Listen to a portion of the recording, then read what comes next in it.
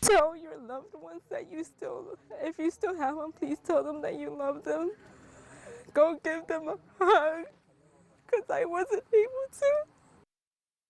Well, that was advice from the heartbroken sister of the 16-year-old who was killed in a multi-vehicle crash on Easter Sunday. Police say it happened around 2:30 in the afternoon off East Dixie Drive in Asheboro. Michael Batista Chawiz died, and several other people, including members of his family, were injured. Well, tonight, that family held a vigil in his honor. Fox 8's Justin Lundy is outside Providence Grove High School in Climax, where Michael was a student, and shares what his family had to say.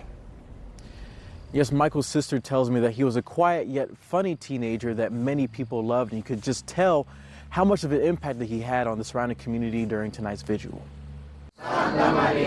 Several candles lit as mourners hold onto each other for comfort. This backyard vigil in Liberty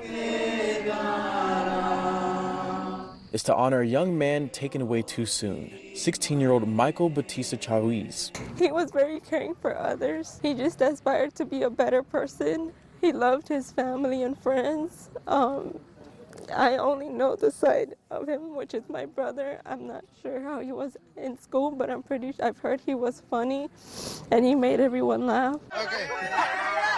Michael was the life of the party and made many people laugh, including his sister Elizabeth Batista Chawiz. She says while he was a student at Providence Grove High School in Randolph County, Michael aspired to be a graphic designer. And sadly, we weren't able to complete that dream for him. We did end up taking him to Washington right before his passing. And after we came back from there is when everything happened. Elizabeth says her family, including Michael, were on the way home from a trip to Washington, D.C. on Sunday to celebrate Easter with their family in the Piedmont Triad. Asheboro police say 43-year-old Suzanne Lewis was driving on East Dixie Drive at Dublin Road when she hit a vehicle stopped at a red light. It caused a chain reaction involving two more vehicles. Michael was in the second vehicle and died at the scene. We were actually heading to go get his favorite drink, which is boba, but we didn't make it that far, so he wasn't able to enjoy his last favorite drink. But he was really happy. He was singing with us in the car, and we were just all enjoying a good Sunday. A Sunday car crash that took Michael's life and injured 6 others, including Elizabeth. I'm just hurt in my back. I did have 4 spinal fractures in my lower back, and my spleen does have a tear. Me and my fiance was the driver.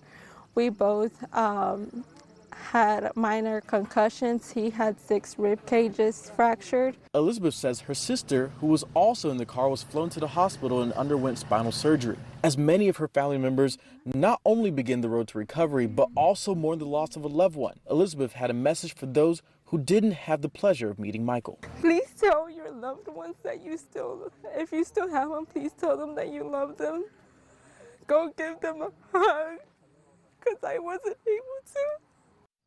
Asheboro police say 43-year-old Suzanne Lewis was taken to the hospital following the crash and charged once she was released. She's facing several charges, including felony death by motor vehicle, and is currently behind bars with a secured bond of $250,000. Additionally, I did reach out to Randolph County Schools, and they say that they do have counselors on campus during school hours to help out with staff members and students who are currently grieving. Reporting in Randolph County, Justin Lundy, Fox 8 News.